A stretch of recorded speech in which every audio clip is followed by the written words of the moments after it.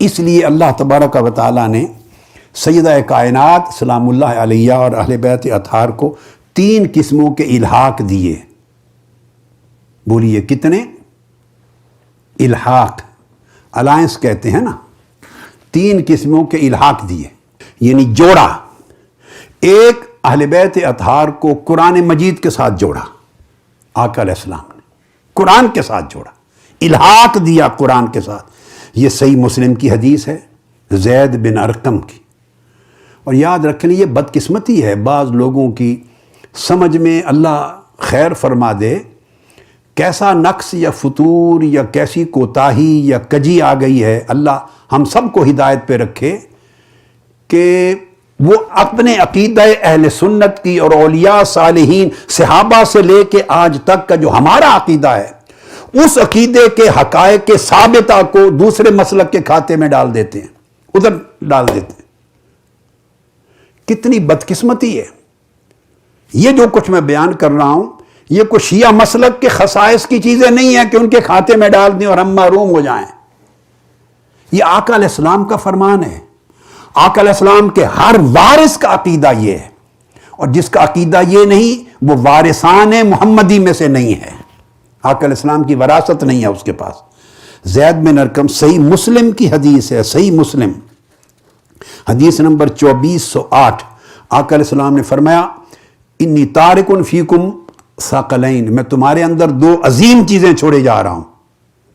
صحابہ سے فرمایا، اور یہ حدیث ایسی نہیں کہ جس پر بحث کریں صحیح ہے یا نہیں، حدیث صحیح مسلم کی حدیث، کتاب فضائل الصحابہ، باب فضائل علی ابن ابی طالب، حدیث نمبر 2408، اور مسند احمد بن حنبل اور تمام ہماری کتب حدیث کی۔ آقا علیہ السلام نے فرمایا میں تم میں 2 عظیم چیزیں چھوڑے جا رہا ہوں۔ کون کون سی؟ کتاب اللہ و اہل بیت اطرتی، اللہ کی کتاب قرآن اور میری اطرت و اہل بیت چھوڑے جا رہا ہوں۔ اب آقا علیہ الصلوۃ والسلام نے اور پھر فرمایا اذکرکم اللہ فی اہل بیتی، اذکرکم اللہ فی اہل بیتی، اذکرکم اللہ فی اہل بیتی، 3 بار فرمایا، میں تلقین کرتا ہوں اپنی اہل بیت کے بارے میں۔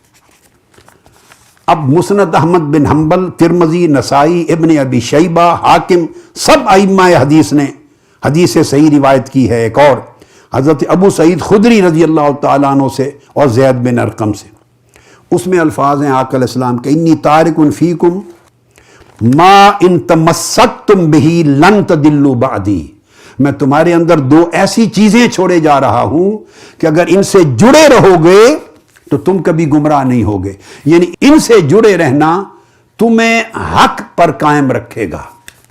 اب جو بات میں نے پہلے کی کہ یہ خود پیکران حق ہیں، ایک درجہ اس سے اونچا ہو گیا، اس سے اونچا ہو گیا، وہ یہ کہ جو ان سے جڑا رہے وہ حق سے جڑ جائے گا، یعنی حق پر قائم ہونا ان سے جڑے رہنے کا نتیجہ ہو گیا۔ اور یہ کون 2 چیزیں ہیں جڑی ہوئی؟ ایک قرآن اور ایک آقا علیہ السلام کی فرمایا وہ اطرتی اہل بیتی، میری اہل بیت و اطرت۔ اور حدیث کے لفظ ہیں، اب یہ حدیث شیعہ حضرات کی کتب حدیث کی نہیں ہے، یہ درستگی ہونی چاہیے ہماری سوچوں میں۔ وہ کتب حدیث ہیں صحیح مسلم اور جامع ترمذی اور سنن نسائی اور مسند احمد بن حنبل، یہ ہماری اہل سنت کی کتب حدیث ہیں، یہ ہمارا عقیدہ، ہماری علمی وراثت ہے۔ صحابہ کرام نے روایت کیا، آقا علیہ السلام نے فرمایا، ہماری کتب میں ہماری سندوں کے ساتھ احادیث صحیحہ ہیں۔ آقا علیہ السلام نے فرمایا میں 2 چیزیں چھوڑے جا رہا ہوں، ان دونوں سے جڑے رہو گے تو ہمیشہ حق پہ رہو گے، خطا پہ نہیں جاؤ گے۔ اب جن سے جڑنا تمہیں خطا سے بچا دے، جن سے جڑنا آپ کو خطا سے بچا دے، وہ خود خطا پہ کیسے گامزن ہو سکتے ہیں؟ تو ارشاد فرمایا ایک قرآن، ایک میری اہل بیت اطرت، اور وہ کون ہے؟ آگے ایک خاص لفظ بولا ہے، تو ارشاد فرمایا احدہما اعظم من الآخر، یہ الفاظ توجہ طلب ہیں، قرآن اور میری اہل بیت و اطرت، اور فرمایا ان دونوں میں سے ہر ایک چیز دوسری سے اعظم ہے، دوسری سے عظیم تر ہے، یعنی قرآن اہل بیت سے عظیم تر ہے اور اطرت و اہل بیت قرآن سے عظیم تر ہے۔ اگر یہ ویسے کوئی جملہ بول دے تو شاید کچھ مولوی صاحبان کفر کا فتویٰ لگا دیں کہ قرآن کو اہل بیت و اطرت سے عظیم تر کہنا تو سمجھ میں آتا ہے، مگر فرمایا احدہما اعظم من الاخر، اہل بیت و اطرت بھی عظیم تر ہے۔ مطلب کیا ہے؟ ان کا حق ایک دوسرے پر عظیم تر ہے۔ قرآن کا حق اہل بیت کے حق سے عظیم تر ہے، اور اہل بیت و اطرت کا حق قرآن کے حق سے عظیم تر ہے۔ کس پر؟ امت پر۔ تو یہ دونوں حق اگر جوڑے رکھیں گے تو آپ حق پر رہیں گے۔ اور آقا علیہ السلام نے فرمایا آگے الحاق، میں نے کہا کہ قرآن سے الحاق کیا، وَلَن يَتَفَرَّقَا حَتَّى يَرِدَ عَلَيَّ الْحَوْض، قرآن اور میری اہل بیت و اطرت یہ آپس میں اس طرح جڑے رہیں گے کہ کبھی جدا نہیں ہوں گے ایک دوسرے سے، کبھی جدا نہیں ہوں گے، یہاں تک کہ اکٹھے جڑے ہوئے میرے پاس قیامت کے دن حوض کوثر پر وارد ہوں گے۔ گویا قیامت کے دن حوض کوثر پر آمد کے وقت تک قرآن اور اطرت و اہل بیت جڑے رہیں گے۔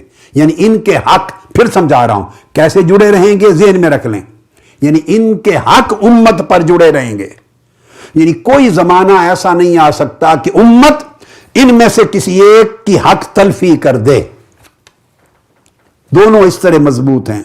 فرمایا فانظروا کیف تخلفونی فیہما، اب دیکھنا یہ ہے کہ تم میرے بعد ان کے ساتھ کیا سلوک کرتے ہو، میرے بعد ان کی جانشینی تم میں کیسے ہوتی ہے۔